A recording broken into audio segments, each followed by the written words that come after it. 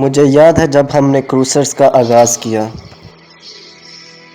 اور میرے ساتھ ایک اور خدا کا خادم تھا۔ وہ بیماروں کے لیے دعا کرتا تھا اور میں خدا کے کلام کی منادی کرتا تھا۔ وہ ایک افریقی تھا اور میں ایک جرمن تھا۔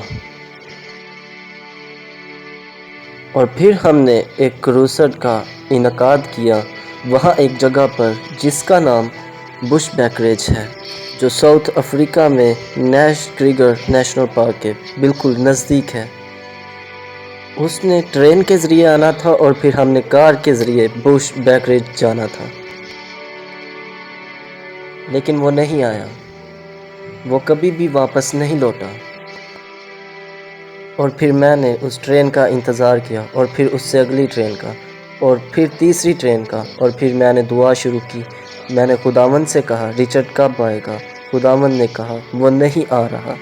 خدا نے کہا، میں نے کہا او میرے خدا، بیمار لوگوں کے لیے کون دعا کرے گا؟ خداوند نے مجھ سے کہا میں تیرے ساتھ ہوں۔ ہاں یہ کافی ہے خداوند، تو میرے ساتھ ہے، یسوع میرے ساتھ ہے۔ میں اپنی کار میں بیٹھا اور 6 گھنٹے کا سفر کیا بش بیکریج کے لیے، اور وہاں لوگ رچرڈ کے لیے انتظار کر رہے تھے، مجھ رائن ہارٹ سے بھی زیادہ۔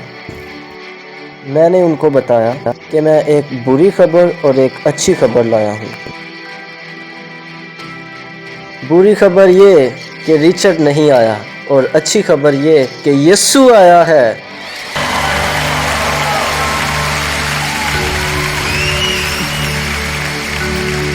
اور میں خدا کا کلام بھی سناؤں گا اور بیمار لوگوں کے لیے دعا بھی کروں گا۔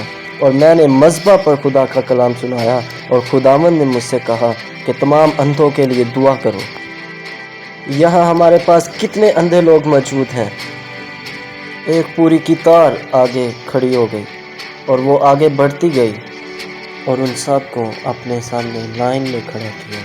میرا خیال ہے وہ 20 کے قریب تھے، اور میں نے ان سے کہا میں تمہارے لیے دعا کروں گا اور اپنے ہاتھ آپ کی آنکھوں پر رکھوں گا، اور میں اپنی انگلیاں تمہاری بند آنکھوں پر رکھوں گا اور یسوع کے نام سے دعا کروں گا، لیکن اپنی آنکھیں بند رکھیں جب تک میں کھولنے کا نہ بولوں۔ اور میں نے اپنے ہاتھ ان پر رکھے اور اپنی انگلیاں ان کی مردہ آنکھوں پر، اور تب میں واپس مڑا، اور تب میں نے ان سے کہا یسوع کے نام سے اپنی آنکھیں کھولو۔ اور اچانک ہی ایک نوجوان نے جو 20 سال کا تھا، اس نے کہا میں دیکھ سکتا ہوں، میں دیکھ سکتا ہوں۔ اور دوسرے نے بھی۔ Oh, hallelujah!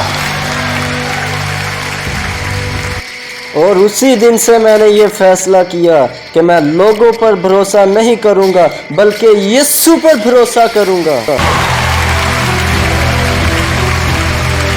کیونکہ یسوع کبھی نہیں ہارتا، اور یسوع ہمیشہ ہمارے ساتھ ہے۔ کبھی مت بھولیں، چاہے حالات جیسے بھی ہوں، جیسی بھی حالت کیوں نہ، پریشان ہونے کی بات نہیں، یسوع کبھی نہیں ہارتا۔ آمین۔ کیا آپ برکت پا رہے ہیں؟ کاش یہ ہم اپنے دلوں میں سوچیں کہ وہ ہمیشہ ہمیشہ ہمیشہ ہمارے ساتھ ہے۔ پھر سوال کی کوئی ضرورت نہیں۔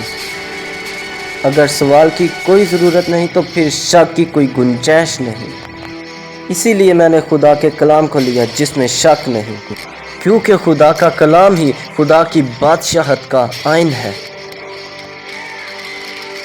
اور کوئی بھی اس زمین پر موجود پارلیمنٹ اس آئین کو تبدیل نہیں کر سکتا، کیونکہ یہ آسمان پر ہمیشہ کے لیے قائم ہے۔ اسی لیے بھروسہ کرتا ہوں۔